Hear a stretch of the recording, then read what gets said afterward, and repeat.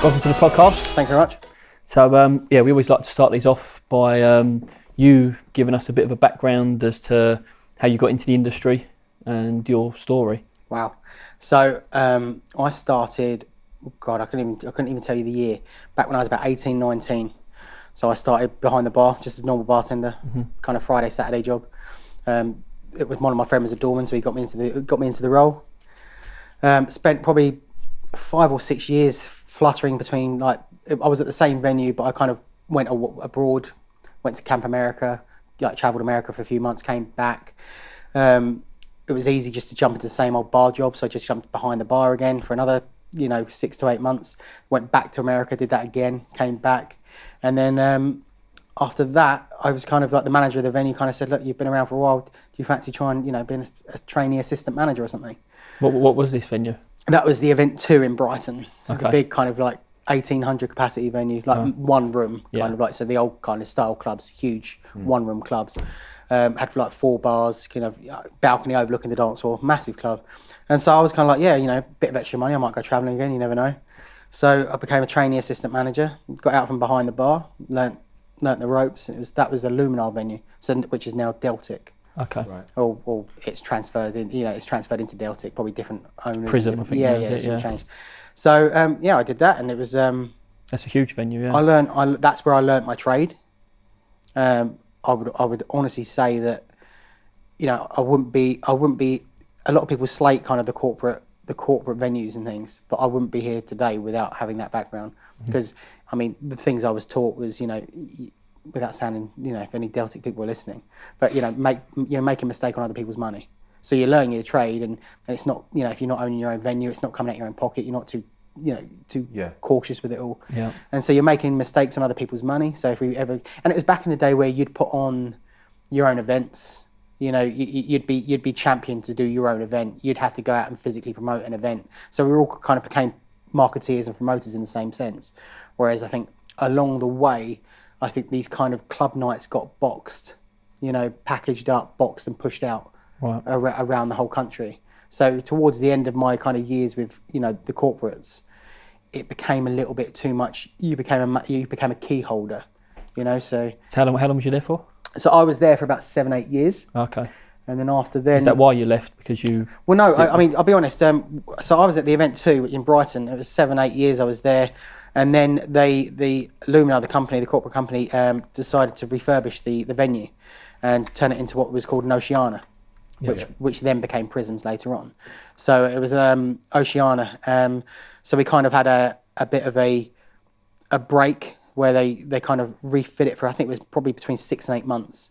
So I moved across the road to another venue called True, which was another kind of 1,500 capacity venue, which is opposite Oceana. And I was always one that I was never wanted to move away from Brighton.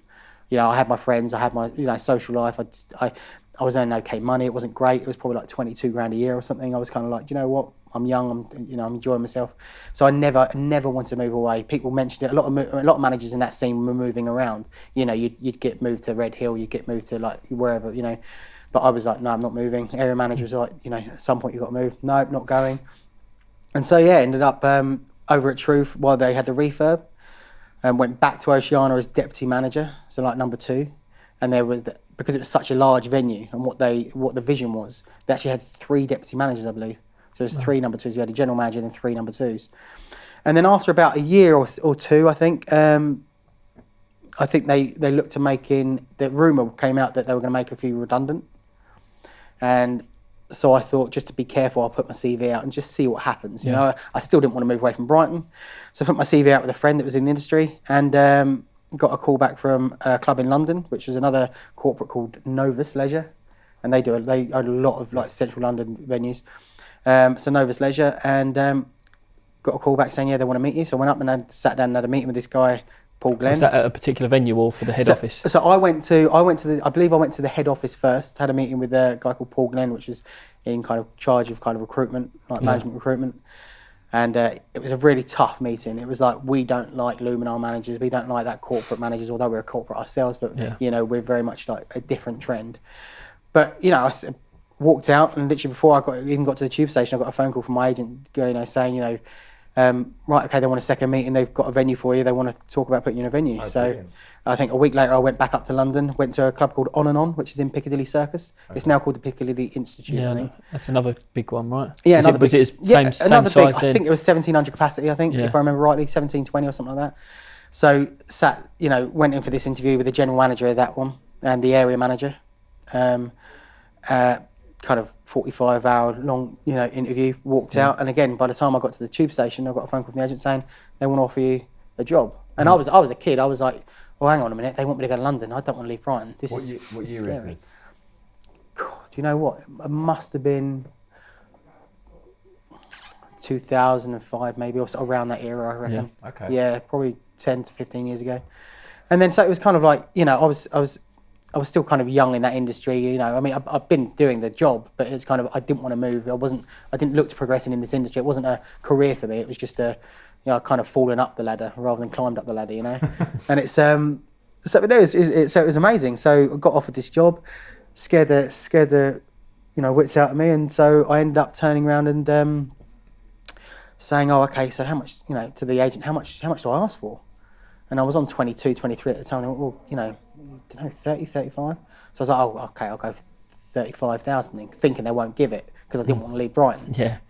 And it came back, they were willing to offer it. And then I completely, because it scared the living crap out of me, I turned around and was like, oh, actually, no, I've just thought about travelling and stuff. It's going to be like $5 grand a year. I said, it's going to be 40 something grand a year.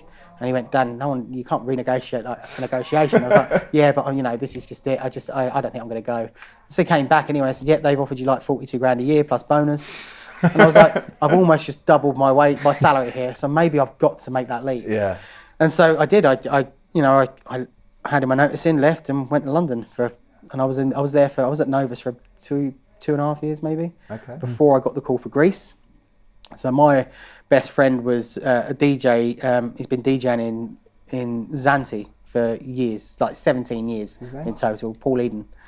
And so he's been DJing for years out there. He's very much kind of like he'd do like the student events back in the winter here, and and like Ministry of Sound, things like that. And then in the summer we'd take 5-6 months off, go to Zante and DJ for the summer. So he gave me a call and said, look, the club I'm working in Greece, another big one. It was like it must be 1,500 capacity. They've turned around and said, they're a bit out of touch. They're Greek guys. They're older Greek guys. Haven't been to the UK in ages. Don't understand the British market. They need a manager. Even if just to manage the staff, do you want to come meet them? And I was like, oh, okay.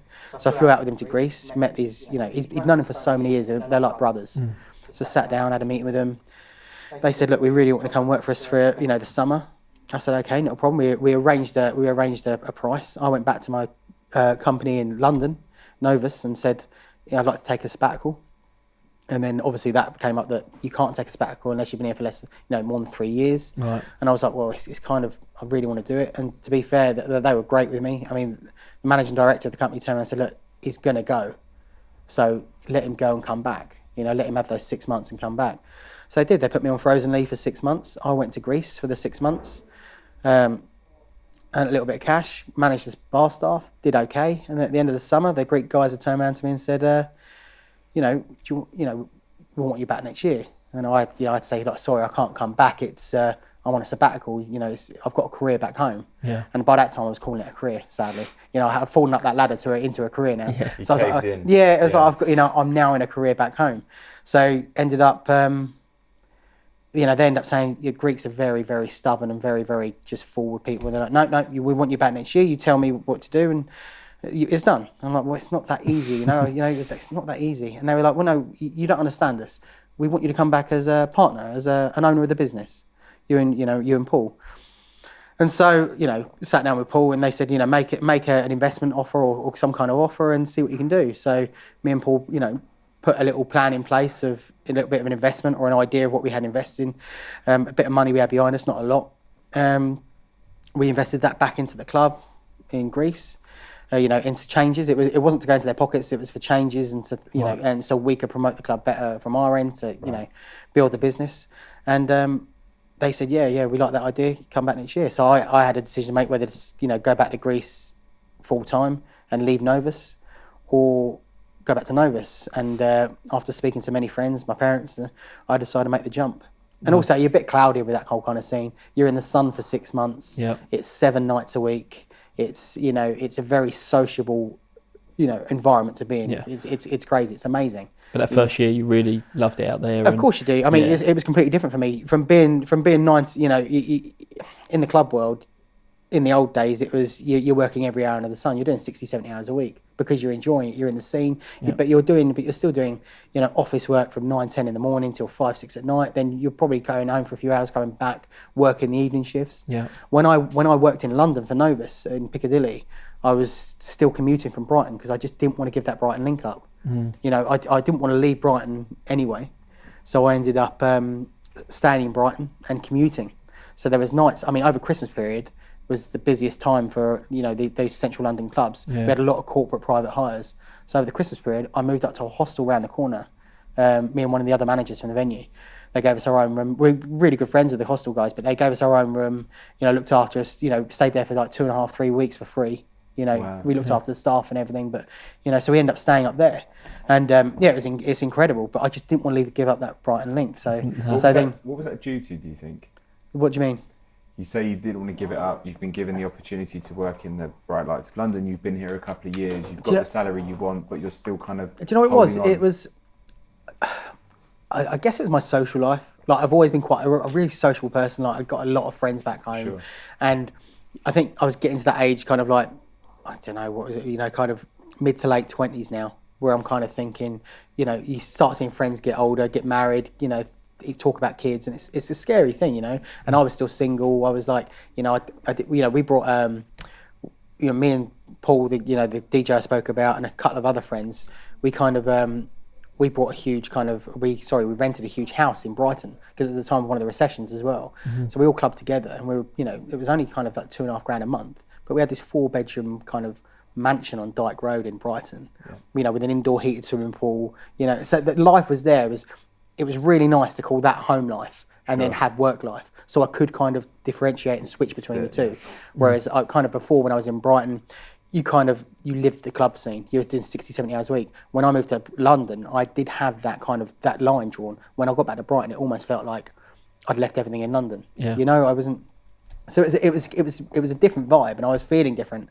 But I was still. But it made me enjoy London more, I think, because every time I got off that tube to work, you know, I mean, I didn't know London at all. So I'd get the train up to Victoria, the tube to Piccadilly, come up those stairs to Piccadilly, and you're standing in front of those, you know, the Sony, the Coca-Cola lights, you know, and every night without fail, they just, you know, amaze me that I'm standing in the, you know, one of the biggest cities in the world, most well-known cities in the world, and, you know, I'm working on that club right in the centre. You know, it was crazy. It was such an amazing vibe to have, and I think you know, I'd get the last train home 4 or 5 a.m. kind of thing, and do my, you know, go back to Brighton, back to my house in Brighton. Yeah. So going back a bit. So you was in Zante, and you quit the Nova stuff, and then you was just, what was it, 6 months of the year? Was you just? So 6 months. Yeah, I would go back to Zante every 6 months a year. I'd come home and I earned good money in Greece.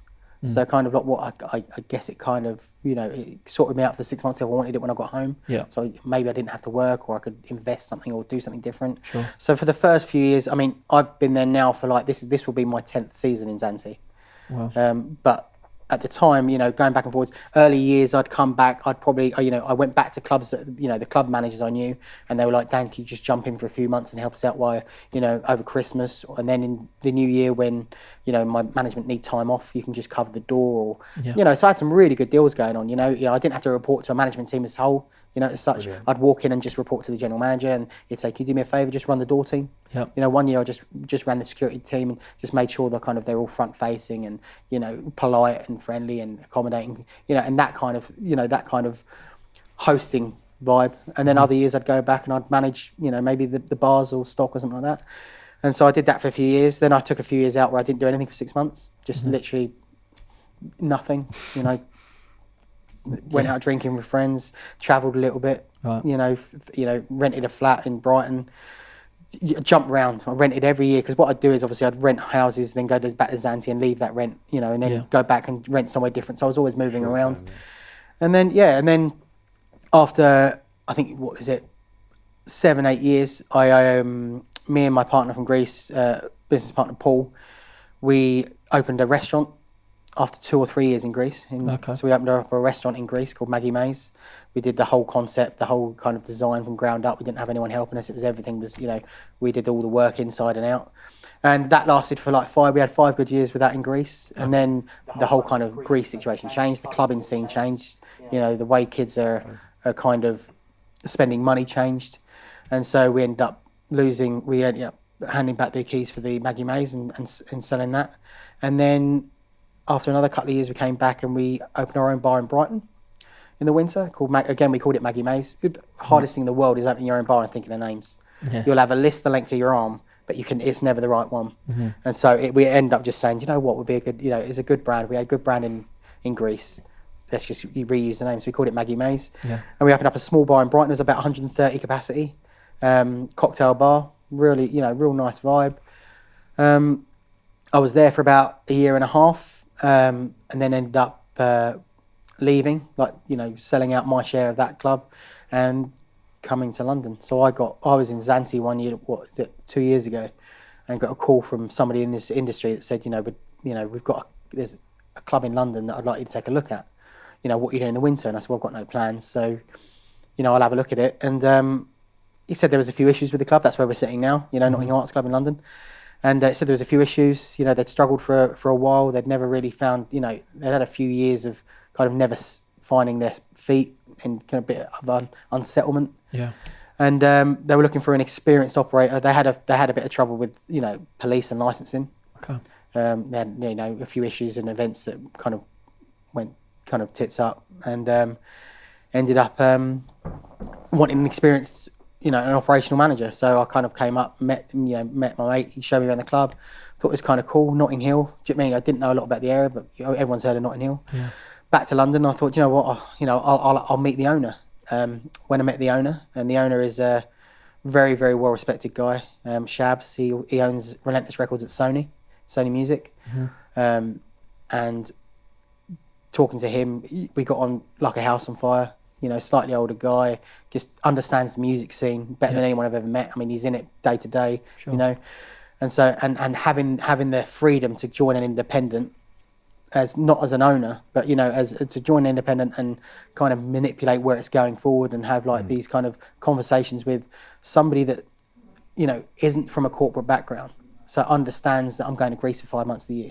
But he wanted to take me on for my, and put me into the place. He goes, I understand you're going back to Greece. We'll work around it. Do you still do stuff for the club even when you're in Greece? Yeah. So that's I mean, I'm pretty much kind of like my days in Greece now. It's not like when I was younger. I'd get up and go to the beach or go swimming. And no, my days in Greece now. I'll wake up and I very much focused on the Notting Hill Arts Club. Yeah.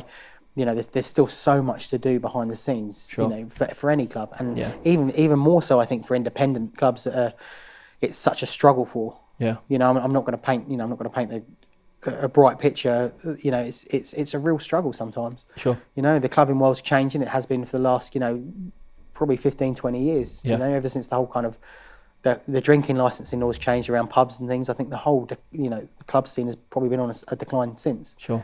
But working in independent, the freedom gives you that passion back. You're not working for a corporate. You're not getting told what to do. People understand your procedures and the thoughts of your thoughts of process going behind certain promotions or what you want to do.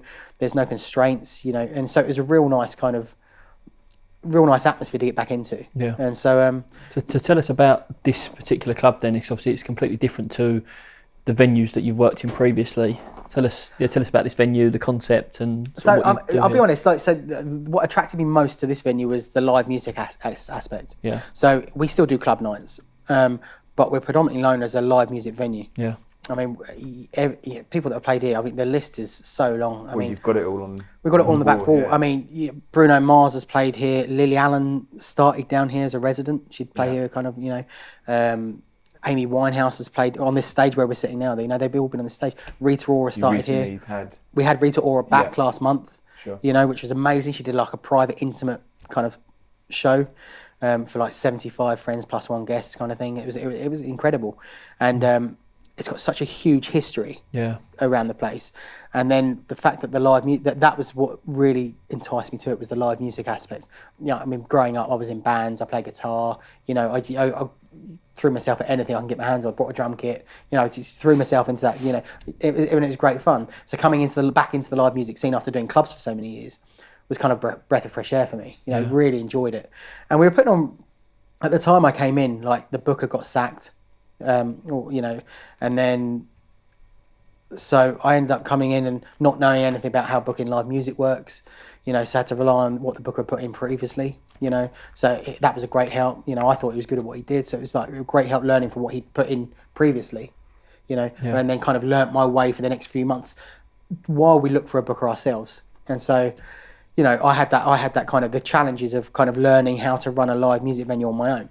Mm-hmm. Booking acts in, booking certain promoters in that do live music, making sure you kind of, that there's a whole music union thing going on, where, this whole vibe called pay to play is bad, which I didn't know anything about at the time, but then, so we're trying Just to explain what that is. Pay to play. It's kind of where, the easiest way of putting it is if you're in a band. You're paying the venue for you to play. Yeah. Right. So basically, some companies would turn around and say, we'll put your band on, but you've got to sell, 50 tickets. It's a bit like DJing in the sense of you've got to sell it. Yeah, you've got to exactly, set. but it's exactly. So you've got to sell 50 tickets. If you don't sell them, you've made that loss, not us, because you bought the tickets from us. Yeah.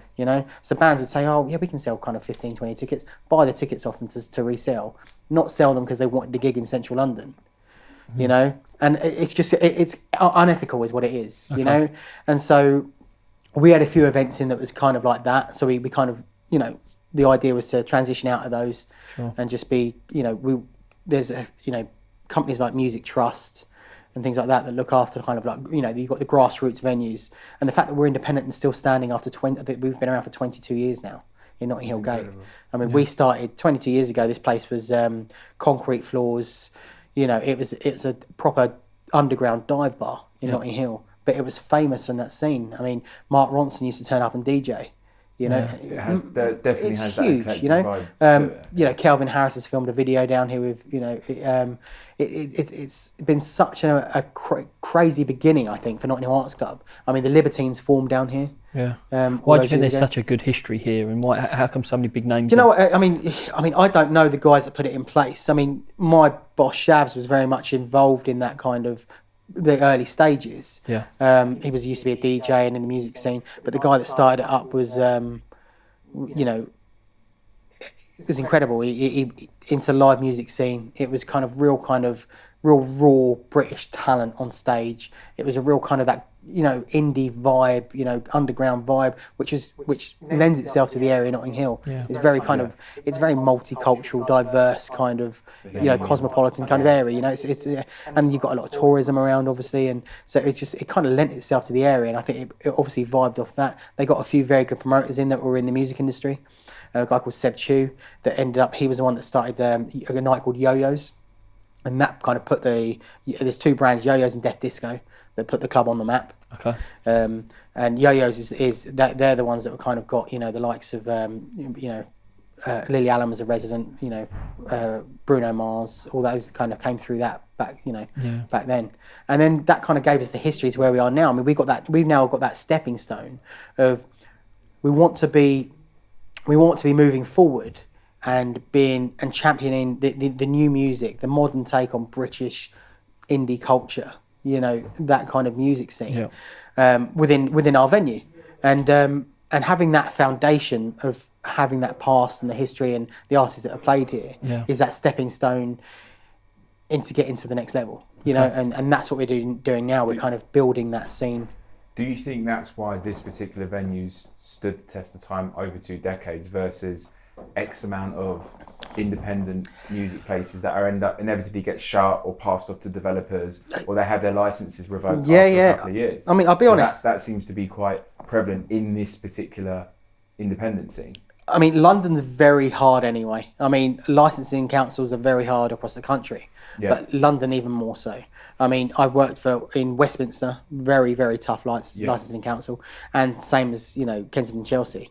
If you make a mistake, they'll probably look at adding to your conditions of your license or even closing you down. Yeah. You can't afford to make mistakes, which is, I don't know, it's difficult in saying that it added to why we're still around today. Right. I mean, because in all honesty, I have days where I'm like, the history of this place is why we're here. Then I have days where, you might have a bad club night or something and there's no one in the area. You're like, do you know what? No one even knows we're here. Yeah. And it kind of it throws you onto the fence because you kind of think we've got this amazing history that a lot of the older generation still know about and they know we're still here, but the younger generation haven't clinged onto or know about. So we're kind of rebuilding ourselves up a new kind of face. Yeah. And so that's the idea now moving forward is now I think we've learned that over so much time. I mean, West London at the moment isn't the place to go clubbing. There's not a lot of people clubbing, but with Portobello Road, there's a few bars. Around here, there's a few pubs. There's enough people to make a good club night. Yeah. And also not only that, how you brand yourself and the nights you're putting on, we're trying to put on nights that are destination nights. So people know they're going to go, right, do you know what, we've got to go to this club night across West London. That's where, it's a cool vibe. That's where people are going at the moment. Let's go over. I mean, we put a night on once a month at the moment and called the Soul Exchange. And it's kind of proper kind of Northern Soul Motown, kind of all vinyl led. Yeah. And, people like Rocco Ritchie, Madonna's son, frequents it regularly, all the time. And so you start hitting the right vibes and the right scenes, and you start, getting those things right. And the good thing is, coming back to a smaller venue, we're not too big where you can't fill it. And you always struggle if you've got a 600-700 capacity room and you're getting 200 people rattling around. It's going to be difficult to sustain that. Whereas we are small enough that 150 people looks amazing in here. Yeah. And so we can create such an amazing vibe of such a smaller kind of entity of people, and it makes it more. I think it makes it a lot more personal with the customers as well. Because you start recognising people that are coming back, and it's just a lot more closer vibe than doing those big nightclubs where it's kind of open the doors, let them in and rattle around for a few hours, make some money, and kick them out onto the street. We have to be on top of our game, on all aspects, from the door staff to the bar staff to, we have to be kind of putting on the right entertainment and being like forward facing. So what's the future plans then for you and this venue? Is it building on the history? Have you got some ideas? Yeah, so it's kind of massive. Like I say, going back, the owner of the place, the space is it thinks differently to other people, which is it's amazing. It's still very much an independent space. We look at it as a venue because obviously we do so much here. We've done art exhibitions in the past. We've done live music. We do club nights, and so we're looking at now as a whole. And we've started. 3 years ago they started an academy of music at the place. So it's we have, I think at the moment, probably nearly 100 students here. That are learning the music industry. Yeah. In what capacity, from a promoter standpoint? No, so they do that. There's different courses. They do like singing, songwriting. They do A&R and music business. Oh wow. Yeah, so there's and the good thing is it ties in with what they do at the label. Yeah. So they might get a chance to go and sit in on A&R meetings at labels and things.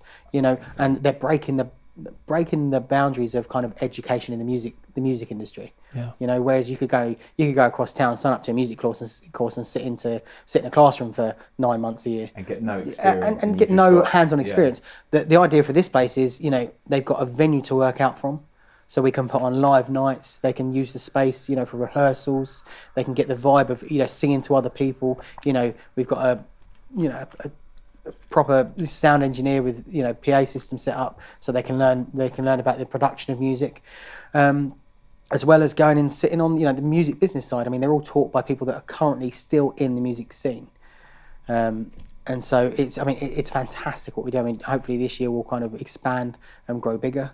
Is there going to be so there's a link between the sort of the educational side and the venue, so the students can follow through? For sure. The amazing thing is we want to try and build a new model and a synergy of all the businesses. So we've got kind of like we're doing good, solid live music. Week in, week out, under the the brand Notting Hill Arts Club. Yeah. And we want to build that as a brand. The idea is to step away and start building this as a brand. Notting Hill Arts Club as a brand. It's got such amazing history. Yeah. It's stood the test of time. We're still here. We're still doing it strong. We're still doing it well. And now we've got these other avenues we can go down. We've got 100 plus students coming through that are learning the music industry, that are looking to put on nights, that are looking to get into this kind of scene, Yeah. whether it be promoting, whether it be that, you know, a lot of them are artists themselves, Yeah. you know, and they want to learn about, you know, the music industry from that side of things.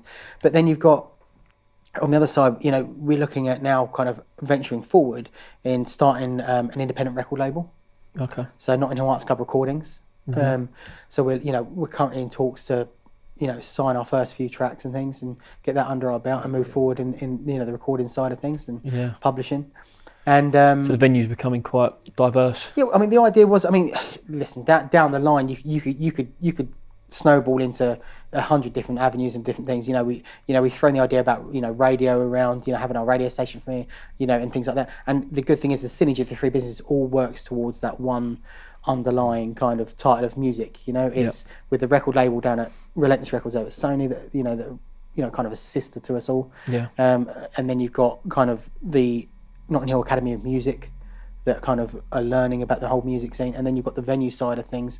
It's kind of that synergy is all going to come into play at some point, and it's just how we can work those, you know, those angles. Your body language changed a little bit in a more positive sense when you were discussing about the students. Really? Is that something from a?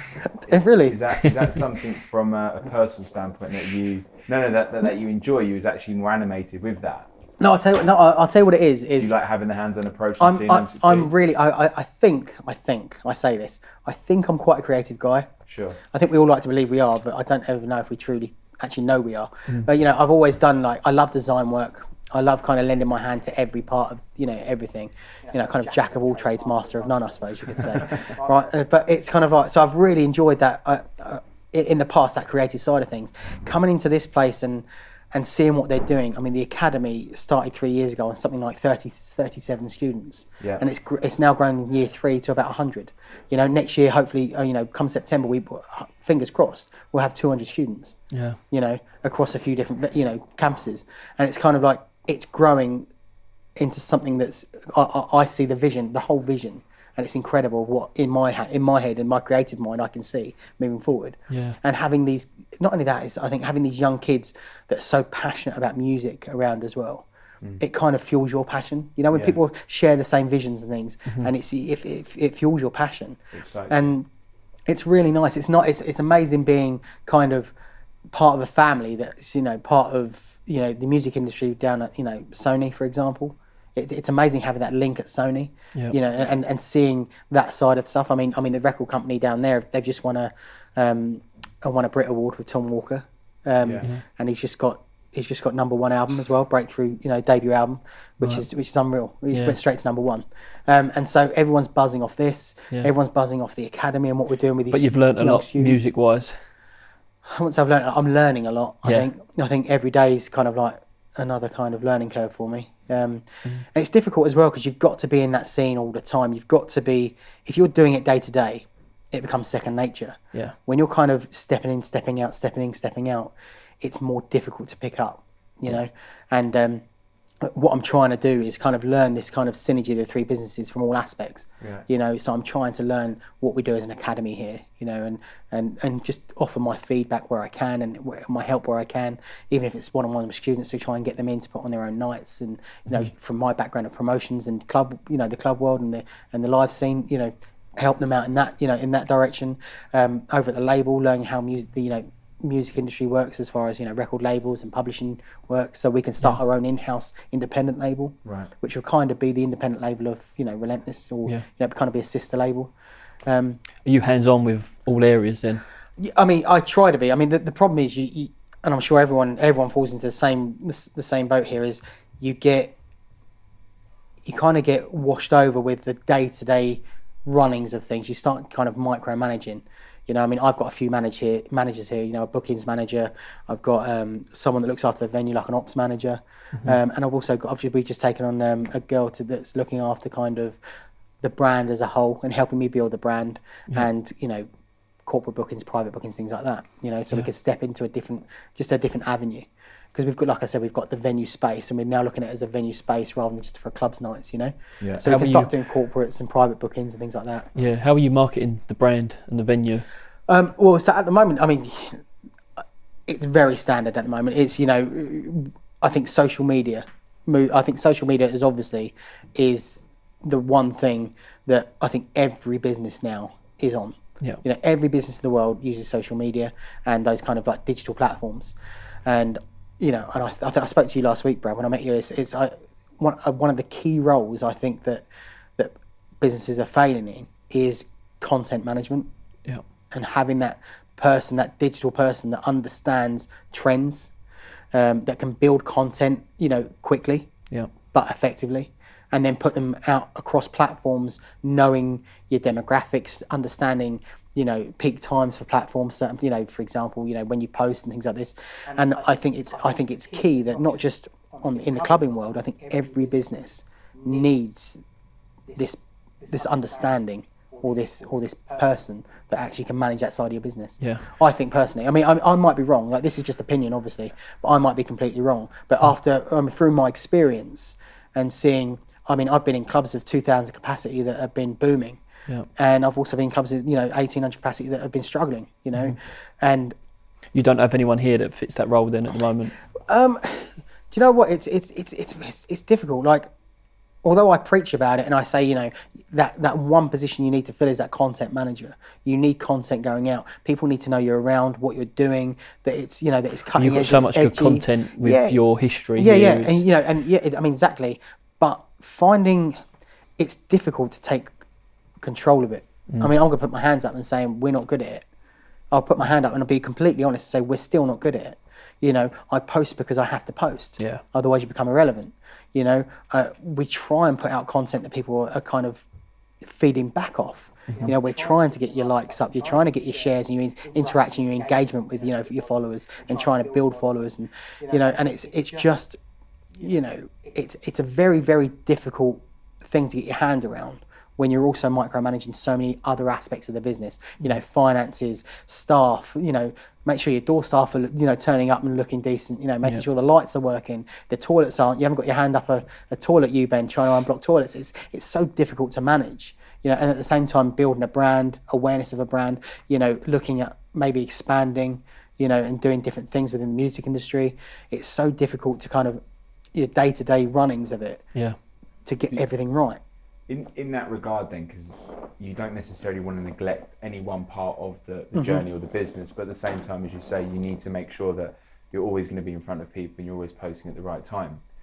Have you had talks or have you had discussions, because you're only human at the end of the day, there's only so much you can do in 24 hours and there's only so much you can learn and absorb.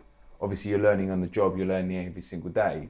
What's been the approach then for you guys to go, right, I'm here, I'm Dan, I've got to look at X, Y, Z today, but I need someone to have a look at this side of the business. Do you have that in place? Yeah, I mean, to be honest, you start with a budget. You start with how much money your business can make, right? And how much you can spend out of that profit to run the business, you know, depending on how much profit you want to make at the end of the year. It's really simple math. You know, you spend X amount, you make X amount of profit, you know, it's fitting the key people into that kind of budget and around what you think your future is going to be, you know, to kind of cover different traits of the business. For example, like I said, I've got a booking manager in, and that was key. That is key and vital to the whole kind of our music side and the live side that we're really pushing forward with, you know, and we're doing really well. We've got the right connections. He's doing amazingly. We're making, you know, leaps and bounds within the live music kind of scene. And also he's got a great ear on him, so he can understand up and coming talent. So he'll feed into the kind of the independent record label side of things when we get up and running. Yeah. You know, so it will feed into that. So a key member of staff. Yeah. You know, the other one is an operational member of staff. You know, someone that can't do the 9 till 5 because they're doing, you know, the 9 till 2, the other end, the night times. And that's turning up, making sure your staff are, you know, you're open as a venue, the venue's running, and it's, you know, so you need that person. Yeah. And I'm trying to oversee all of this, I'm kind of throwing myself into the nights and the days and the mornings and the afternoons. And so you need these people around you. Yeah. Then you look at your business and think, okay, you know, I'm struggling to kind of manage the business as a whole, so I'm micromanaging different staff.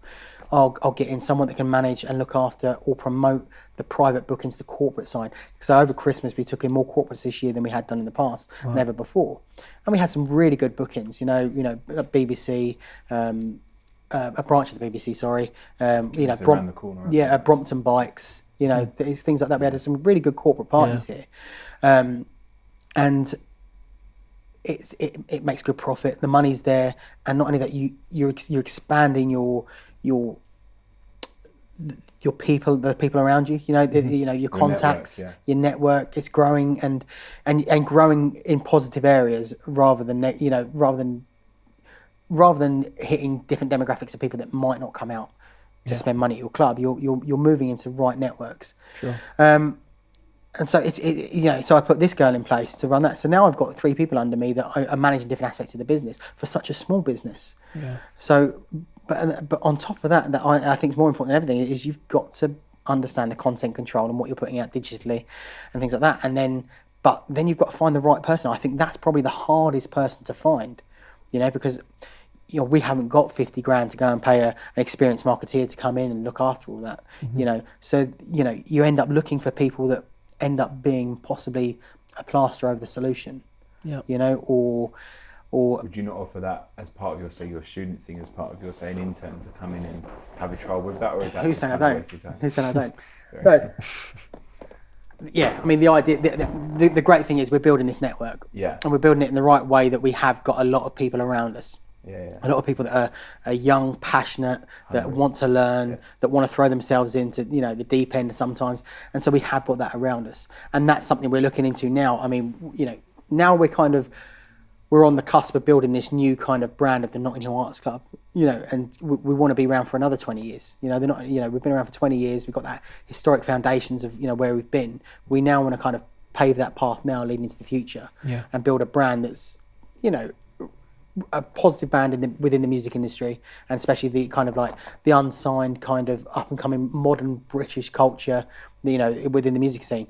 And I think to build that, we need to make sure now that we're moving the pieces into the right places. So we're getting the right people involved. I've built a team around me which I absolutely adore.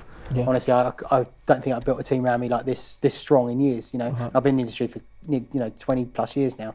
So it's nice to kind of believe in a team around you, but then moving forward, I guess, is kind of a laborious kind of. It's not quick. It's not. Yeah, it's time consuming.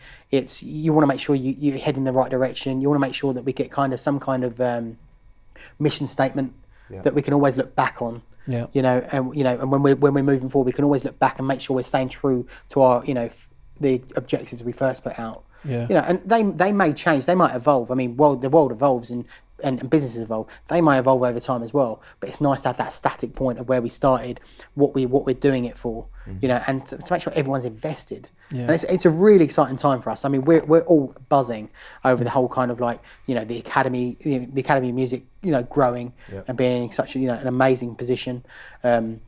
The record label over at Sony is doing really well, and the family there are kind of like really they're flying high at the moment. With such an amazing, a massive artist in the music scene at the moment. And then with the club and what we're doing on the live music scene and with the Notting Hill recordings, the independent record label, everything's so amazing and so positive and so front running that we're all playing such a big part in it, and we all feel like we're such a big part of it. But going back to the point of content creation, it's the hardest thing to get right. It really is. What would you say then, with all your experience and all the venues and now countries you've managed in?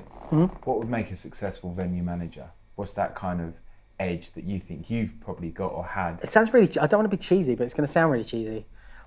Like I've always said, and this sounds so cheesy. So how like growing up, your mum's always like, everyone's got a gift. Everyone's got a gift. And you see some kids, your mates are playing football for like Chelsea under 15s, and you've got other mates that are reciting, Mozart on the piano or something. And I've just always been really good with people. Like I've just been good with people. That's it. That is it. That's really kind of like, it's a really crap skill to have. Like I would much rather be on the silver screen in Hollywood and walking the red carpets, But it's or playing football for Brighton of Albion, my team. But it's kind of I get people. I enjoy people. I understand people.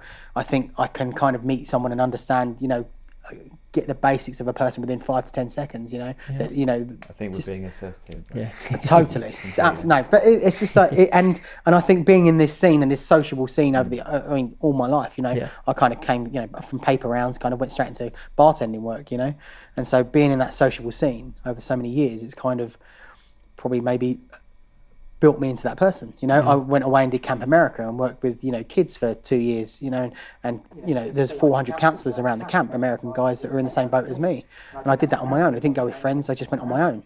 So you have to meet people, you have to put yourself out there, you have to talk to people. You put me in a room with no one I know and I'll walk around and I'll introduce myself and make my way around the room. I want to meet people, but it's that's it. I mean, I would honestly say that this whole industry is built off the back of music and people and relationships, and you could write a book on, how to build a business, and it would all boil back to the same thing. It's relationships you build with people, and it's that, and that's every business in the world, whether you're buying online, jumpers from some online store, or you're buying into a culture of a music culture. It's that relationship you're building with a brand and with the people behind that brand. And I think that is key to everything we do, and it's certainly key to what I've put into every business that I've run. It's down to my staff. I employ people. I've always said that, you can pay amazing money for the best bartenders in the world, but I employ people with personality and teach them to become that person that I need.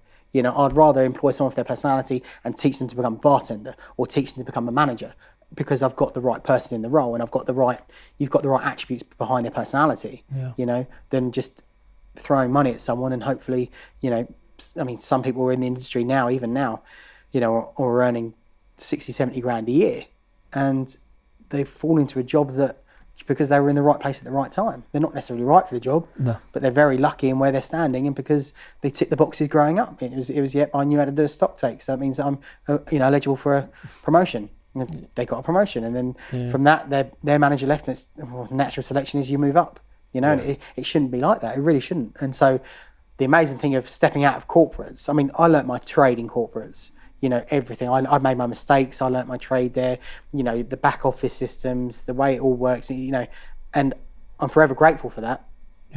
But then moving into the independent sector and running my club in Greece, owning my own bar in Brighton, running this club in London, it's been independent and being able to choose the people around you and let them grow with the business that you're growing with. I think is the best formula to have. How have times changed since when you first started to now? I mean, you already said that there's obviously been a decline in clubs. So if we're talking solely about club world, I mean, the clubbing industry there's an obvious decline. Sure. It's difficult. What do you think needs to change? It's to make it better, or to make do you know what? It's down to, I don't think it will change. No. In all honesty, I think get better, get worse, or stay the same. I hope it stays the same. Okay. I hope it gets better. We all hope it gets better. Yeah. We all hope it all becomes booming again, but I hope it doesn't get any worse, obviously. Right. But I imagine it. We're in limbo for the moment. I read somewhere that I think we're the generation of biggest non-drinkers there ever has been. Mm-hmm. And you've got to put that down to the fact that, I mean, health now is such a huge thing. People are going to the gym more than ever.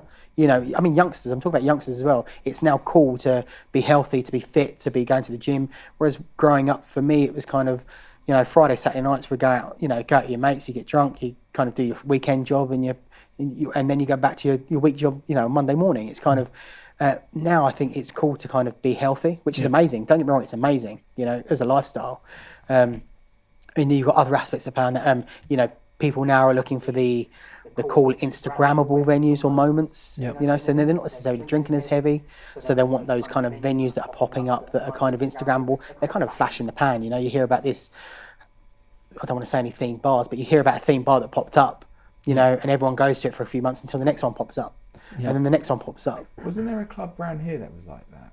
It was a new club that I can't remember the name of it. I've been trying to remember the name of it before we came, but it was quite local to this area, and it was a club. So since I've been here for a year and a half, and we've been the only club in the area.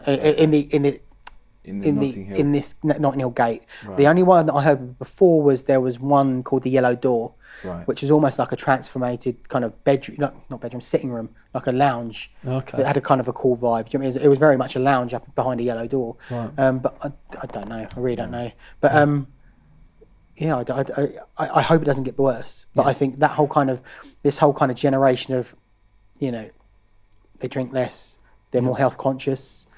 I think people are cleverer with their money now. And what about the licensing side of things, though? Because you mentioned that earlier, that it's, particularly in London, it's difficult, and the amount of venues that they're closing down. I don't want to say anything that's kind of like, if the licensors are listening. But no, I've always worked really well with licensing. And the way I see with licensing is, you know, a lot of venues and a lot of managers nowadays are brought up to believe that, you know, you do something wrong, you're going to lose your license. Mm-hmm. And I think... Fear culture. Yeah, it is. But and I honestly think they've got the wrong take on it. Like, I will happily turn around and put my hand up and say, you know, the licensing police are actually there to help you. You know, they're not there to kind of shut places down.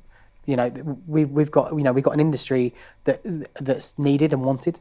You know, and it adds to, the money coming to the country, you know, the whole kind of tourism, it's on the run of that ladder of, you know, of the UK, you know, UK businesses, things like that. But it's kind of the licensing police I see as, you know, you've got to put your trust in them. If I have a problem at the venue, you know, I will phone them up and I'll say, listen, hi, it's Dan from Nottingham Arts Club. You know, I'd love one of you to come down, but talk them through it. You know, they're human beings and they understand that problems will arise. And I think if you try and hide it because you're worried about losing your license, and then it escalates. The wrong approach. It escalates, and it escalates out of your control, and then they step in. You're not managing that venue efficiently.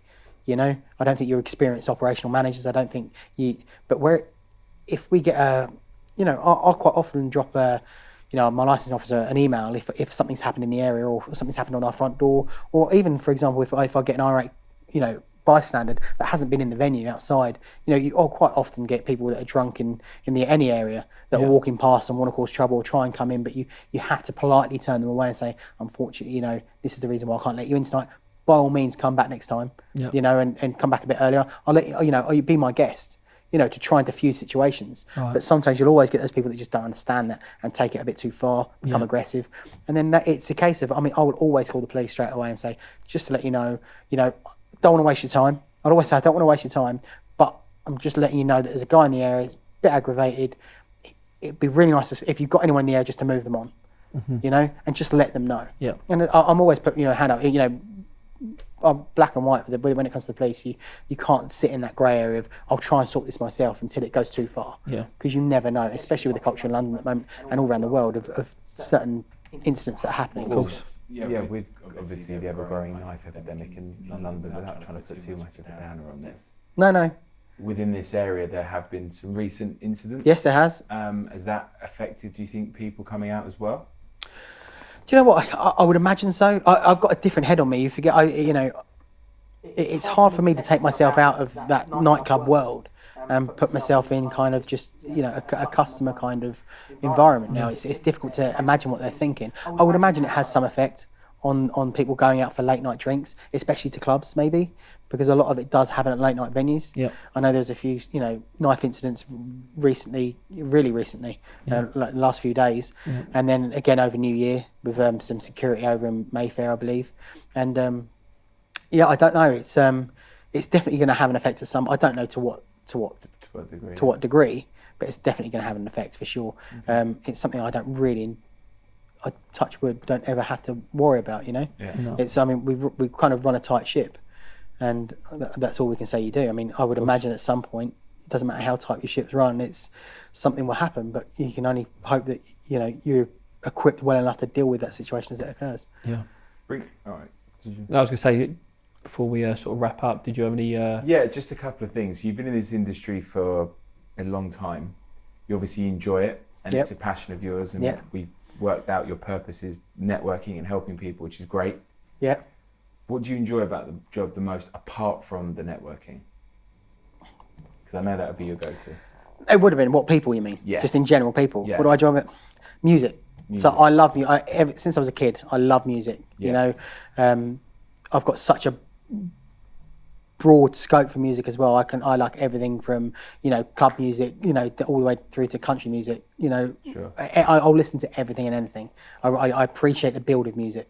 You know, I could listen to Mozart and understand how it's built and enjoy it. Yeah. You know, but it might not be my go-to, but I get it. You know, I get it, and I get the passion behind music. And so I would say that I'm here just for the music. And then I think you get yourselves into these situations where you end up working nights and become the night owl, and it's quite a sociable environment to be in, and so it becomes quite fun. Yeah, sometimes you feel like you're not working. Yeah. Who's the best person you've seen here? Seen here, Yeah, in terms of live acts or anyone. I'm going to have to go with Rita Ora. She was incredible. Really? The woman is incredible. I mean, and it was recent as well, really recent. Sure. And she couldn't be, at the time she came and performed here, they're probably, because she just released her album and she's kind of A-list, there probably couldn't have been a bigger star at the moment, Sure. at that moment in the world that you'd want to perform at your venue. Very current, so current, you know, A-list celebrity, so current, brand new album, and it's kind of, I mean, she was incredible and so nice. So nice, down to earth, humble. Yeah. I mean, when she came in the venue for soundcheck, she's kind of like, she teared up because she realised she performed here when she was 17. It was incredible, Wow. You know. So it was such a like amazing, humble night, and the fans were incredible. You know, there's no trouble. They're all there for Rita Ora. You know, they're all kind of like, I think they call themselves Rita bots, right? But they're true fans. You know, there's so much love in that room between Rita and the fans. It's incredible, and those intimate gigs are amazing. Yeah. And what's the weirdest thing you found in a toilet? Weirdest thing I found. Not just here, but in general. What is it? Is it people? Is it? I wouldn't say objects? Plenty of people. So you'll find plenty of people locked in cubicles together, doing different acts, or whatever it takes. People for sure. Items not so much, and some real gross incidents where you've walked in and there's, you know. How has that got there? Kind of, how is that up there? Yeah, how is that not in the toilet? Yeah. You know, and I don't know how things work. You know, I found people laying in their own vomit. I found people, Beautiful. You know, not that I run venues like that. I'm just saying, in the past, you know, it happens, and I think I might have even been one of those people at some point. Yeah. I'm good. Good stuff. Look, Good stuff. really appreciate your Thank time, you, Dan. Dan. Pleasure. Thanks very much. Cheers.